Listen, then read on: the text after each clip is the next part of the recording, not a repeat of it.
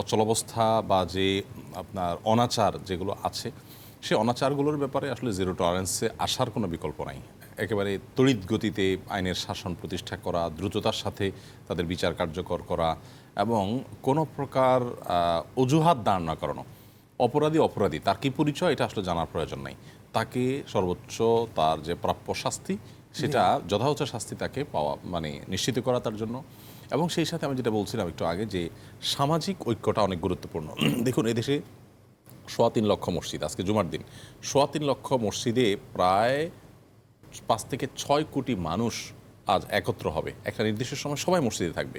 এই মসজিদের মেম্বারগুলোকে যদি যথাযথভাবে ব্যবহার করা হতো, সরকার যদি এটাকে অন করত এবং এটাকে ব্যবহার করা বলতে পজিটিভ অর্থে ব্যবহার করার যদি চেষ্টা করতো, যে ইমাম সাহেবদের মাধ্যমে তারা মানুষকে অ্যাওয়্যার করবে, মানুষকে সচেতন করবে, তাহলে আমার মনে হয় সমাজকে জাগানোটা অনেক বেশি সম্ভব হতো, সহজ হতো। এখন এক এক মসজিদে এক একটা আলোচনা আছে। আজকে কোনো মসজিদে জান্নাতের আলোচনা, কোনো মসজিদে হয়তো জাহান্নামের আলোচনা, কোনো মসজিদে হয়তো তাসবিহের ফজিলত, কোনো মসজিদে হয়তো এই চলমান ইস্যু নিয়ে আলোচনা হচ্ছে। যদি একটা গাইডলাইন থাকতো, আস্থা তৈরি করা যেত, তাহলে এই মসজিদগুলো থেকে কিন্তু এই সংকট মোকাবেলা সহজ হতো।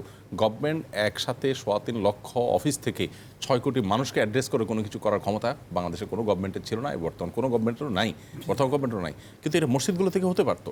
কিন্তু বারবার কেন জানি ধার্মিক মানুষদেরকে ঠেলে এক পাশে ফেলে দেওয়া, তাদেরকে রাষ্ট্রের যেন তারা যেন এখানে ভাড়াটিয়া এমন একটা আচরণ তাদের সাথে করা, এটার কারণে কিন্তু আমরা বিপুল সম্ভাবনা এটা আমরা হাতছাড়া করছি।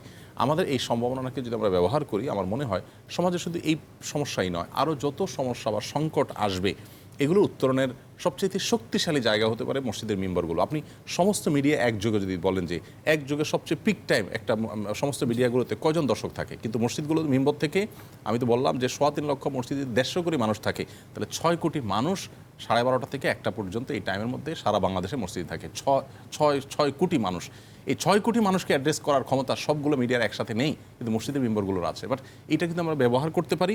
আমার মনে হয় এই নৈরাজ্য বন্ধের জন্য সামাজিক ঐক্য সৃষ্টি করা, মানুষকে সচেতন করে কাজগুলো অনেক বেশি।